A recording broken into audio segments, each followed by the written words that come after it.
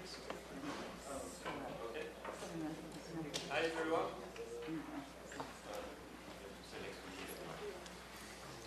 So I'm Stephen Perry from Adobe, and it's my pleasure to chair the second session today. It's going to be about 3D reconstruction. The first talk is entitled Single-Shot Photometric Stereo by Spectral Multiplexing. The others are Fyffe, Xueming, and Debevec from USC, and Ron is going to give the talk. Hi everybody. Thanks for coming. So let's talk about photometric stereo. The goal of photometric stereo is to compute surface normals for objects in a scene using photographs. So back in 1980, Woodham described how to do this using 3 photographs by illuminating a scene from 3 lighting directions. Let's take a look at how that works. Pretty simple. You get yourself 3 lights that you can turn on and off, and you get yourself a camera, and you put your subject in front of the camera, and you take 3 photographs, one with each light illuminating the subject. And you get photos like you see in the upper left corner here. And if you assume certain things about the reflectance of your subject, for example, you assume that it's Lambertian, you can write down the reflectance equation just as a simple linear equation like this. And you want to solve for your surface normal n, and all you need to do is measure your lighting directions L1, L2, L3, and you can easily invert this equation and get your surface normal. Now that's great, but it takes 3 photographs to do that. So Woodham also suggested the possibility of using 3 differently colored lights. For example, a red light, a green light, and a blue light, and taking a color photograph, which would look like the one in the upper left here, and using the 3 color channels to extract the same kind of information that you need to compute the surface normals. Now when you do this, the math gets a little bit messier, because now you have interactions between the spectral distributions of the light sources and the camera sensors, and also the reflectance of your surface. But you can still calibrate everything that's to the left of the N there, and you can still solve for surface normals once you have that all measured and calibrated. Now, what would you do if you wanted to photograph an object that has more than one color, or some varying coloration to it? Well, let's see what happens when we do that. So our reflectance is represented by the vector r here, and now we're looking at complete spectral representations. So each vector here is a dense sampling across the visible spectrum of light. Now you need 2 degrees of freedom to solve a surface normal. So a direction has 2 degrees of freedom. So you need at least 2 measurements to get that. But you've only made 3 measurements if you take a single color photograph. You have red, green, and blue for every pixel. So that only leaves 1 degree of freedom that you could possibly solve for your reflectance R. So what happens with materials that vary spatially, previous work had to assume that the materials have constant chromaticity. That means the coloration only varies by brightness. Now, what does that impose on what you're doing? Let's say you wanted to take a photograph and compute surface normals for something like a human face that has natural spatial variation. Well, here's some examples of previous approaches where you could ignore the variation and just assume that the face has constant chromaticity. And you can get pretty good surface normals, and there's some really good work done there. Or, on the other hand, you could paint over it. You could cover the face in white makeup and enforce your constant chromaticity assumption. But in both of these cases, you're losing the information about what color that face was. There's no way to extract the color of the face at the same time as the surface normal. And we'd like to do that, but we also like taking a single photograph, because that's nice, especially if something is moving around. It's great if you can do everything with a single photograph. So our idea to get around this problem is to use more color channels, but still take a single photograph. So how many color channels would we need to get enough measurements? Well, we still need, we need 3 degrees of freedom for nice looking reflectance. So we want red, green, and blue for our surface colors. We still need 2 degrees of freedom for the surface normal, so that means we need at least 5 measurements, or at least 5 color channels. So can we do that easily or not? I mean, there's expensive ways to do it, but can we do that easily? Well, we can do it if we take 2 ordinary color cameras and align them with a beam splitter and throw on some color filters, which I'll show you. So here is a pair of 3D glasses made by Dolby, and you might have seen these at the movie theaters. And the way these work is they're pretty interesting. They have 2 different lenses that go over your 2 eyes, and that splits the visible spectrum into 2 different sets of color primaries. So one of your eyes sees one version of red, green, and blue, and the other eye sees a different version of red, green, and blue. Now, we got these glasses donated to us, but it turns out you can just pop those lenses right out of the frame, and they look like this. One of them, they have a slightly off-white coloration to them, but more or less you can see all the different visible colors through both lenses. Now let's look at the color spectrum. If we plot the amount of light that gets through these filters across the visible spectrum, we can clearly see that there's 3 different peaks for the 2 lenses. And we can also see that they're very cleanly separated, so they don't overlap much at all. Now, if you place these 2 filters over 2 color cameras, you're essentially modifying what spectral distribution those 2 cameras sense. And if you combine them with a beam splitter like we have here, we have a couple of point gray grasshopper cameras, and then we have the 2 Dolby lenses over the 2 camera lenses. What you get is a 6 color channel camera setup. You can take a single photograph or simultaneous, actually comes in as 2 photographs but simultaneously, and they're aligned, and capture 6 color channel photography this way. So now that we can capture 6 color channel photographs, what do we do about our illumination? Because we still want to do photometric stereo. So you can buy colored LEDs. They're very inexpensive and easy to obtain, and they come in a variety of colors, including the 6 colors that I've plotted here. Now, these colors almost, but not quite, line up with those 6 color bands of the Dolby filters. Now, you can purchase narrow band color filters to correct that, but that's very expensive.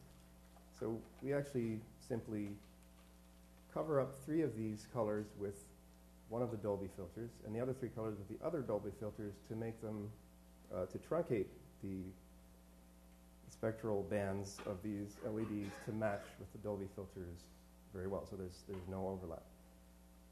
Now, what should we do with these 6 colors of filtered LEDs that we have? Well, when we had 3 colors, they were arranged in a simple triangle for photometric stereo. It's intuitive, it makes sense. So maybe we should just put our other 3 colors in between. And in some sense, this works. But if we put an object like let's say we put a white ball in front of these lights, we would get some kind of illumination like this. Now the problem here is that we get saturated illumination in many regions of this white ball. So if this ball were not white, but it had varying color, some of the areas would only have some color channels illuminated, and we'd lose the information in the other color channels. So this is not an ideal arrangement for our lights. So first thing you might try is just shuffle things around a bit, try to spread out the spectra across the angles, and you might get something a little bit better, but they're still kind of saturated. So we actually came up with this final arrangement here where we introduce a little bit of each color primary. So there's either the first red or the second red, and then the first red or first blue or second blue, and first green or second green at all 3 locations. So each cluster of light here appears more or less white and excites the 3 color channels of our reflectance. But at the same time, this is the actual arrangement that you would implement those clusters using our filtered LEDs. And the color spectra although they appear white or whitish, they're quite distinct when you image them with these 6 color channels of our camera apparatus. So this allows us to separate the information in a way that lets us do photometric stereo. Now, just to emphasize the point of what's going on here, if we cover a camera with one of the lenses, some of this lights get canceled. So you can see if you use a left filter, then the illumination you see is like what you see on the left. The right lens is mostly canceled. It's almost entirely canceled. And also some of the colors that are aligned with the right lens are also canceled. So you end up with each camera seeing a different set of colored lights simultaneously. And when you take a photograph, you see something like this. Now, this is not a stereo pair. This is not something for stereoscopy or anything like that. This is a single 6-color photograph visualized as 2 3-color photographs because our eyes and our projectors only have 3-color primaries. But you can clearly see that the illumination that you get in these 2 sets of color channels is quite different and almost complementary. And it varies not only with the angle of the surface normal, but also with the color of the reflectance of the surface.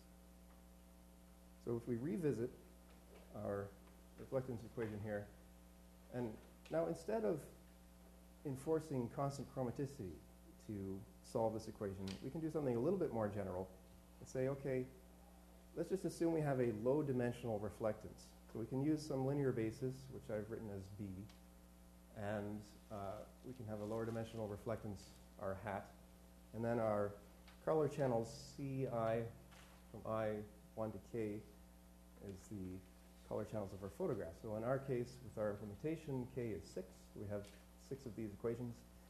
And if you calibrate everything in between the normal N and the reflectance R, you can represent that as a single matrix and then solve this bilinear system of equations using a method like Fyffe from 2005.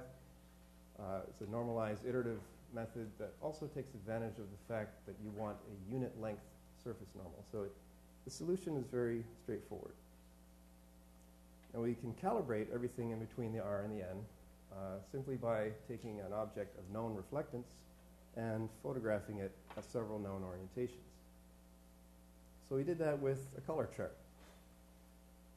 And now, this is the kind of color chart we use, and we just photographed it at multiple orientations, and these are 4 orientations that were not in the original calibration set. So we can recover reflectance and surface normals by solving that bilinear system of equations for every pixel. Now you might notice that the normals are overall pretty good quality, but the individual patches have variation from patch to patch. So it's kind of showing a limitation of our system here, that the 24 squares of this color chart, they have too much spectral variation that they can't be represented well by, in this case we used a 3-dimensional reflectance. So we had just a simple RGB reflectance model. Now, it's actually performing pretty well under the circumstances that there's 24 different color spectra that it's trying to recover here. And in something like a human face, there's only a few degrees of freedom of the spectra of the skin, for example. So on other objects, you get better performance. But still, even with this generic color chart kind of calibration, we can use it on a new object, like this toy fish. And even though the fish has highly saturated surface reflectance, we can still recover surface normals.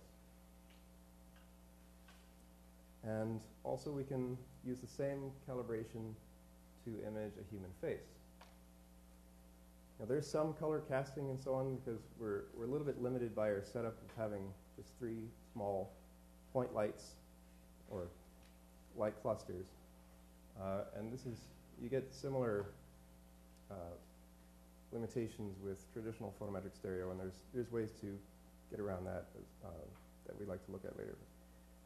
But since it is a single shot method, and all the colors all the color channels are captured simultaneously, we can trivially apply this to video. So now we can get surface normal and full color surface reflectance simultaneously, like you see here. So, to conclude, we've presented a method here that generalizes previous work in 3-color spectrally multiplexed photometric stereo, and we generalize that to more than 3 color channels. In particular, we've implemented a 6-color channel photography system using inexpensive, readily available parts like these Dolby lenses. And I think it's pretty interesting that these Dolby lenses are so easily obtainable these days that there might be more interesting things that people would want to do with them for other types of computational photography applications. It's very simple to split the visible spectrum into these 6 different bands now. And we recover surface normals and full color reflectance in a single shot, which enables this type of video-based or dynamic performance capture.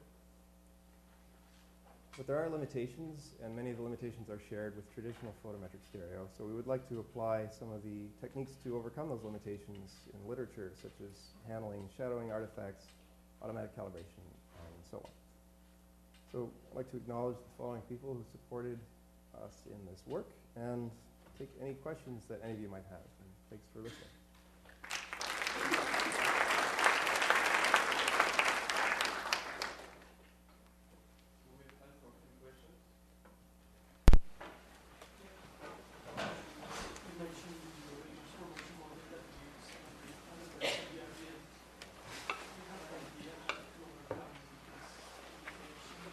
Okay, yes, we did have an idea that I didn't actually mention is the photographs that we captured here are actually cross-polarized. So there are linear polarizers on the light sources and a cross-polarizer on the camera to reduce the specular reflections. So this is a problem that's shared with other photometric stereo methods, but it's pretty easy to do the polarization technique, although that only gets you closer to lambration. Doesn't get you all the way there. But you could also extend this multispectral idea of simultaneously capturing these multiple channels of information. You could extend that to other techniques that explicitly model specularities or whatever. Another question. Can you get similar results using, for example, a full photo temperature and a micro lens array from the sensor? Or the base lag is too small? You mean using... because then if you use a color photo temperature and micro lens array, then you can import the kind of simulate illumination from different angles. Okay, what's the first thing you said? Okay, well, okay. Let me just say that we did consider different possibilities of custom sensors or using some sort of custom filters, but it was interesting to explore something that's very simple and inexpensive to try first. But maybe we'll talk about something like that after.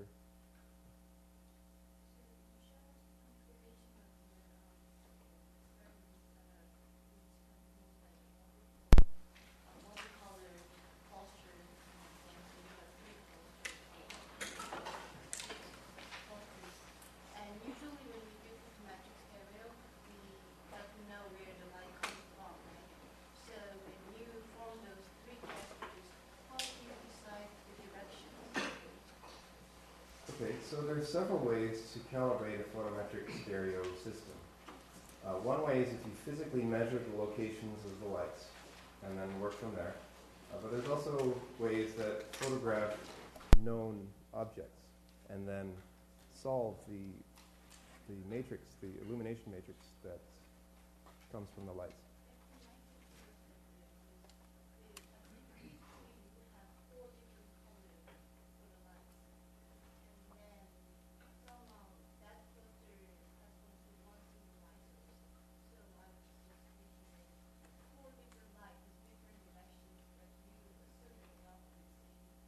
Oh, well actually, since we use the full calibration matrix, It doesn't matter where the lights are, as long as the arrangement of lights is good enough that your matrix is invertible and so on, then it's okay.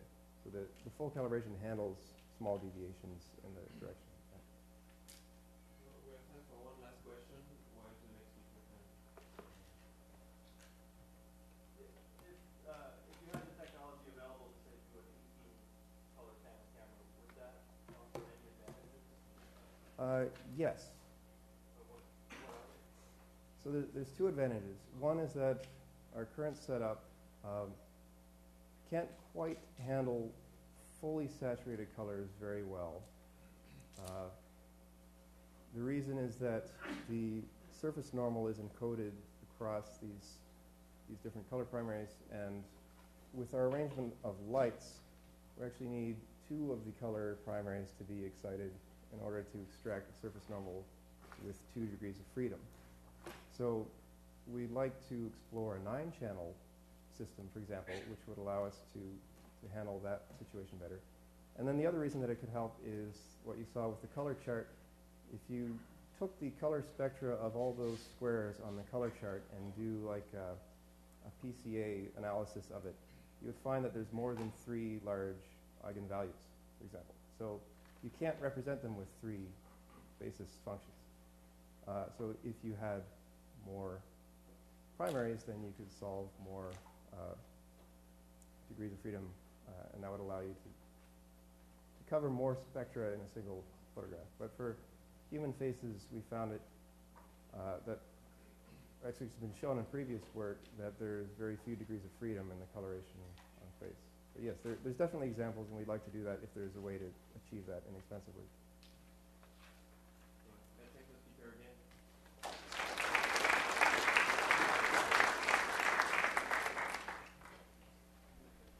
So the next talk is entitled Spaceborne Underwater Imaging. The authors are Yoav Schechner from Spectro and Debevec and John Martonchik from KPR at Debevec, and Yoav is going to give the talk. So thank you. All right, thanks. So this work is part of, is one result of a sabbatical I'm having now at Caltech at JPL. And this work is sponsored by Office of Naval Research Global and NASA. So as you can see here, this is a satellite image of the coast near Australia. You can see the Great Barrier Reef, and you can see the continent, and you can see a little bit underwater. So if you can see a little bit underwater, it probably means that you will be able to see something there and clear the water if you have the mathematical way to do it. So basically, this is the goal of this talk. It's to recover underwater scenes, recover the depth map, recover the underwater radiance map as if the water was not deep but very, very shallow, and recover some parameters about the atmosphere and the water. And why is it important? Well, coastal areas are very important for human activity. Most of the human activity in the ocean is around the coast. That's where fishing is, and where recreation is, and the ports are. So that's why you have also lots of archaeological findings over there. And it's also needed, for example, for mapping, to know what is the depth map around coastal areas, so that boats will not enter areas that are too shallow and too dangerous for them. There's also a lot of biological activity, lots of nutrients near the coast. So that's also important for biologists. And in addition to that, you have all the people who are doing atmospheric science, climatology, weather forecasting, and they need to recover properties of the atmosphere over land and over the ocean. And they already have significant and very established models of how to do it over deep ocean. But doing it over coastal waters is complicated because some of the assumptions that they're assuming in deep water don't hold over there. The same applies for people who want to analyze the water itself, all sorts of biochemists or geologists who need to understand the properties of the water. So this is what this work is about. And we do not claim that here at that point that we solved the problem, but this is a work that basically shows that it is possible probably to solve it. To show that we can actually do it, we'll need to launch a satellite, and that will be a long way. So let's start just to explain the model. So here we have a submerged scene. Suppose we drain the ocean, so we only have a thin layer of water, and that's where we place the camera and look at the object. So we would measure radiance of the underwater object, but under very thin amount of water. We don't claim to remove the water completely because a wet object has a different brightness than a dry object. So it is a little bit wet, but not deeply submerged. Now, when we add water, then water attenuates the radiance reflected by the object. So there is an exponential attenuation, assuming that the water volume is homogeneous. So it's exponential with a depth z according to some parameter beta, which is the attenuation coefficient of the water. Now, in addition to that, the camera is not in the water. The camera is actually high above there in the atmosphere or in space. So there's also attenuation by the atmosphere, which is parameterized by tau, which is it's called the optical thickness of the atmosphere. So that's all well when you look straight down. But usually, generally you don't look straight down. You look at an angle. So you have, first of all, refraction, according to Snell's law, between the line of sight in the air and the line of sight in water. And so that's one thing. And the other thing, because now you have oblique views, now light has to propagate a longer distance in the water and a longer distance in the air. So you have more attenuation. And actually, so now the attenuation becomes more significant, and it depends on the depth. In underwater, it depends on the depth. It depends on the same beta, but it also depends on the cosine of the angle underwater. And the same applies for the attenuation in the atmosphere. It's parameterized by the same tau, the atmospheric optical thickness, but again, it's also affected by the cosine of the angle in the air. Now, when you look underwater, it's not only that the deeper object gets attenuated on its way to the light from it is attenuated on the way to the camera. It is also attenuated by the mere fact that the light from the sun has to pass a longer path through the water in order to reach the object in the first place. So you have actually, for a deeper object, you have two mechanisms. The water causes two effects of attenuation. First, it attenuates the irradiance of the sun or whatever light source is out there on the object down below, and then on the way up to the camera. So basically, you have here two attenuations, same beta, same z, but different cosines of different angles. The angle of the sun as refracted into the water, and the angle of the camera as refracted into the water. So all in all, if you just look at what the water is doing to the object signal relative to what we would have gotten if there was only a thin layer of water, is this. If we do not drain the ocean, but we have a real ocean, then the ocean, the water creates a transmissivity, which is basically a multiplication of these two effects. Now, as you can see in all my diagrams, the water is flat. There are no waves. But of course, the water is wavy generally. So you may argue, well, that changes the angles. I mean, the angle of the camera is always fixed, but that would change the angle over here, and this is true. But we are talking here about very high altitude or in space, a camera that is in space. So the spatial resolution, the footprint on the ground is large. And therefore, the pixel in the camera is equivalent to a large area on the ground, and this is averaging out all the various slopes of the ocean.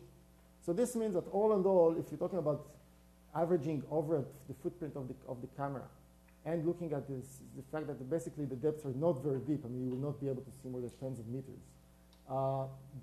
This means that these waves do not really affect effectively what is the point you're actually looking at, what is the area you're looking at, and it also doesn't affect, in practice, the transmission coefficient across the water and air interface. And this has been, this was simulated significantly by researchers in the oceanic and atmospheric communities who looked at these problems, and they found out that with very significant winds, the transmittivity through the water is effectively unaffected by the water waves. So we will continue from now on illustrating things with flat water because that's okay. Now, in addition to the object, there are other contributions. You have light rays that penetrate the water, hit particles in the water, and then the particle is scattering light in various directions, and part of that light is scattered towards the camera. But of course, there's not only a single ray, not only a single particle, there's a beam, light, there's entire illumination by the sun and by the sky, and it's illuminating particles along the entire line of sight, and all of them contribute a little bit of light towards the camera. So all along we have that component, which we call backscatter, and denoted by B, and B is expressed under a single scattering assumption. It is expressed by this formula, which means it has some kind of a saturation value, which is reached when the water is infinitely deep. So when the water is infinitely deep, this is the same transmissivity that we talked about before. When the water is infinitely deep, T approaches 0, and B approaches that saturated value, B infinity. When the water is very shallow, Z approaches 0, T equals 1, so we have no backscatter. So to recap, we have backscatter reaching the camera. We have also light coming from the object reaching the camera. In addition to that, we also have other contributions. We have reflection of the sky or some portions of the sky by the water surface. That's also hitting the camera.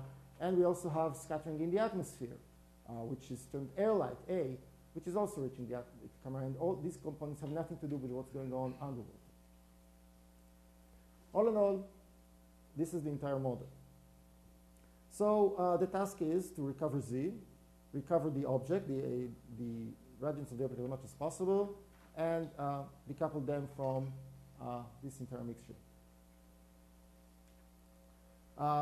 Just to show you how things look like when trying to simulate things using this model, basically this model and some other high order terms that have to do with multiple scattering in the atmosphere. So this is a simulation where on the left you see a depth map. The upper part is the depth of 0 meters, and down there is the depth of 35 meters. And this is the image. I took an image of something outdoors in the street I live, which has some brown things and some green things. But the color balance here is tuned to fit a quartz sand beach in the Gulf of Mexico. So it's not the sand of the Sahara, so it's something like a beach spectrum. And then if you render that and you incorporate a typical atmosphere over the ocean and typical water characteristics, you get an image like that, which is simulates how the object would look like from space when you look through with the angle of the camera 70 degrees relative to the normal to the water. So it's 20 degrees from the horizon. You can see that you can almost not see, you don't see very much, especially in the lower parts, but here you do see a little bit, and especially you see things nicely when they're very shallow. Now, usually, as you can see here, you usually have in the field of view some points that are sufficiently deep. Sufficiently deep means significant dozens of meters, which you basically don't get any signal from. So if you look at there, well, you don't see anything from the object. You see the same sky reflection, you see the same air light, but basically your backscatter is this saturated value, the infinity. So now you can take that deep water value and which you sample from the image, and you can subtract it from the image that you from the other pixel values. Both of them have the same air light. Both of them have the same sky reflected by the water, and therefore, if you subtract them, they cancel out. And this is good because now we can focus more on what's going on underwater.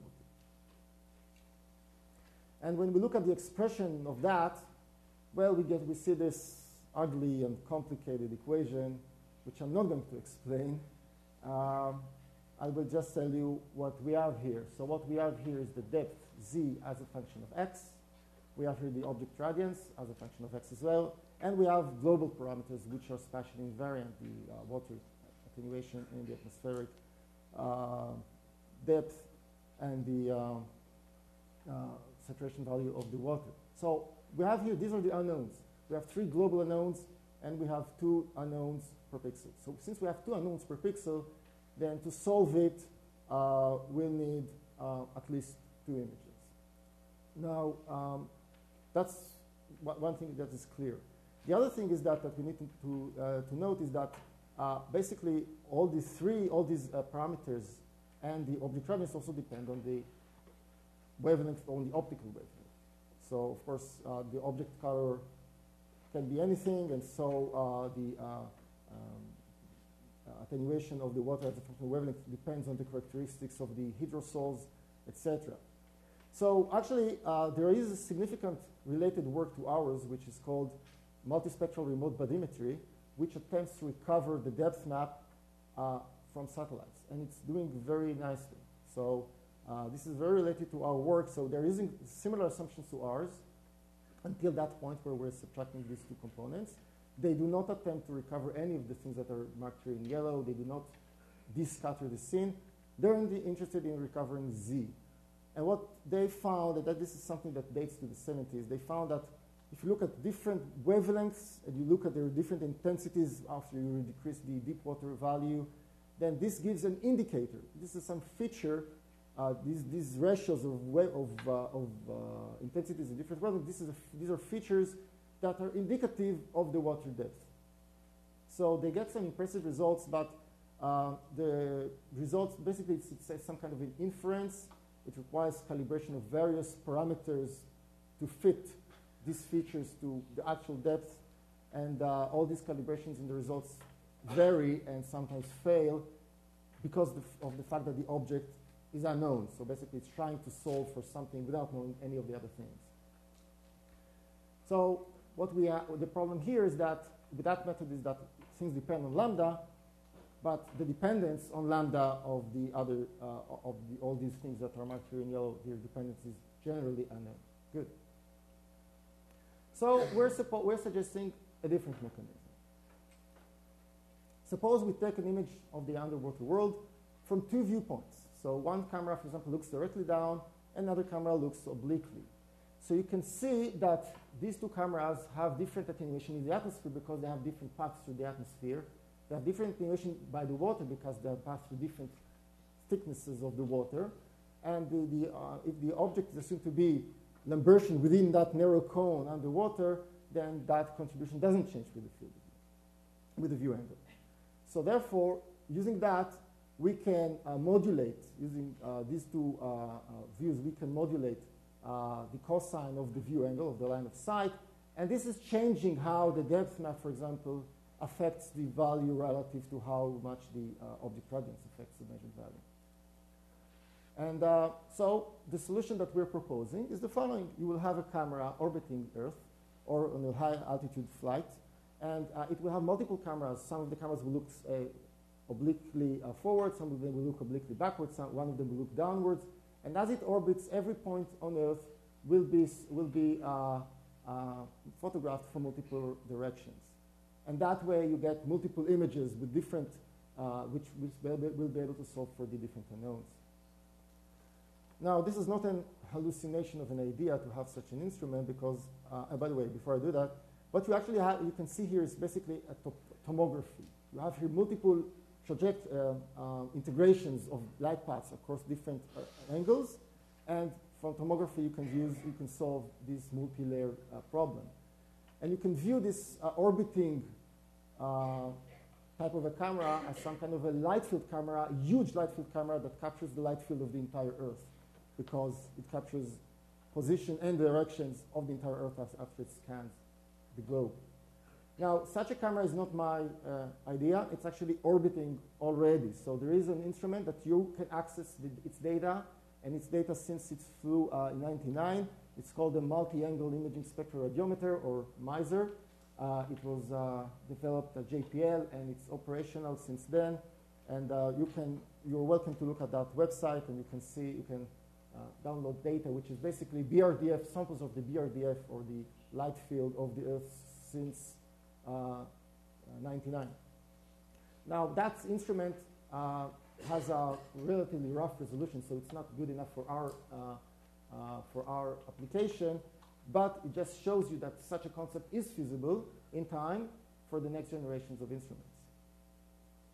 So if you simulate the same scene from different viewpoints, you will see that, of course, you will see the images different. This is a native view. You have less atmosphere and less water to go through, so things look a little clearer. If you take such images like that and you simulate them according to the noise models of the instruments in MISR and the other specifications, you can say, okay, now what would the recovery look like? So this is the recovery in the blue channel, and you can see that things are dehazed until about 20 meters. So things here fall apart at about 20 meters, and the attenuation distance in this simulation was 10 meters in the blue channel. So 2 attenuation depths, that's as much as you can see, and beyond that, things start to fall apart. If you look at the estimated depth map, you can see again that the depth map is nicely fitting the true depth map until about 20 meters, and then it falls apart. Now, in order to do that, to perform that solution, you need to estimate also the parameters of the problem, beta, the atmospheric thickness, etc. So I'm not going to go into that. If you're interested in looking into that, you can read the paper with all its 34 equations. Here I'm just going to say a little bit about that. So we need to estimate, for example, the parameter which is beta, the attenuation coefficient of the water. And if we know the depth at some points, which we call soundings, and we know this depth and we plot as a function of that known depth at some points, we plot this complicated function of the intensities, well, you get a plot in which the slope is, it tells you what the parameter beta is. But that only happens when in those points that you know the depth, the radiance is the same. And this is a very unrealistic assumption to make. So instead of that, we make a different assumption, which I'll tell you now. First of all, how do we get points in which we know the depth? So this is actually very easy because coastal areas have been used by humans for millennia, and they have already dropped stones with ropes and measured depths in some points, and now they're using a sonar to measure depths in some points. So these points are called soundings, and you can find them everywhere in nautical maps. So sparse places where you know the depth, this is something which is easy to get. Now, so we assume that we have such points, and that's a reasonable assumption. The other assumption as we make is that in at least some of these points, we don't assume that the object radiance is the same, but that the object radiance is unpolarized. So you have the rough objects in these points. It doesn't have to be everywhere, but in these places, the object radiance is unpolarized, and therefore all the polarization that you will measure, if you have the polarization sensitive camera, only comes from the underwater scattering. So if we generalize all the information that I just described to you to polarized fields, you will have a backscatter, you will have a vector called the Stokes vector, which includes the intensity and polarized components. And the polarized components only depend on the water and not on the object, and they are spatially invariant. And then if you use these components rather than the intensity, then you can use the assumption that I told you about and recover better. And all the details are in the paper. But for that, the next generation of instruments will need to have polarization sensitivity. And this is something that actually JPL is working on now. So this is the next generation instrument. It will be called MISPI, Multi-Angle Spectral Polarimetric Imager, MISPI, and its airborne version is now under test. So there may be some sunlight one day when Congress and all these budget things will be working in its favor, but technologically, the steps are progressing for that. So right now, you can see here, this is the nose of a high-altitude aircraft by NASA with the testing such things. And under the nose over here, you can see MISPI, the Spectral Polarimetric Imager, which has multiple angle capabilities. And it will have, of course, better spatial resolution and more spectral bands. So we believe that with this kind of a hardware infrastructure being built, we will be able to test this hypothesis and develop even better and finer algorithms. So that's it. Thanks.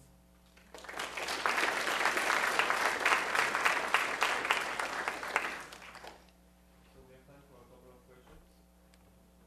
What is the scatter mean path in water? Is secondary scattering illumination an issue there as well? Okay, so of course it's an issue. Here in the simulation that I made here, I used the single scattering approximation as a first scat, and according to the people around me in JPL, that's their bread and butter to do single scattering and multiple scattering, they say that multiple scattering is significant, but it's still relatively small relative to the single scattering, especially in water. We used here a mean free path of 10 meters for the blue,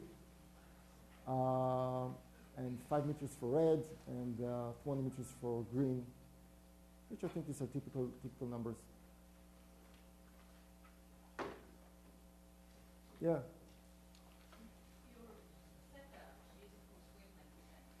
So do you assume in your model that you have narrow band, spectral band, or you don't? Well, of course, the parameters depend on the wavelength. So the narrower the wavelength band, the more accurate the assumptions are. But it's impractical to build very narrow bands and expect to have significant signal in them. So what they're doing in all these instruments, I mean, this instrument that's flying over there, so they don't use very narrow bands. They need to trade off. I mean, they're fitting aerosol models to spectral signatures. And of course, they would have ideally liked to have them narrow, and many of them, but they need to get some signals. So they make do with some compromise that they can live with. Yeah.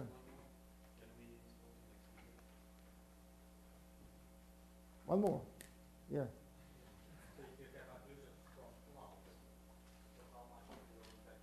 Okay, so if you have occlusion from clouds, then from clouds you cannot see through the clouds. You can hope that in some of the angles, I mean, you have multiple angles. So maybe things are occluded when you look at them from that way, but they will not be occluded when you go past the clouds. No, here we didn't assume any clouds. But if there are clouds, it means that there will be some angles in which we will not be able to use the views from those angles. Yes, that's what they're doing now. Where they're doing atmospheric correction, whenever they have clouds, they don't use that data at the moment.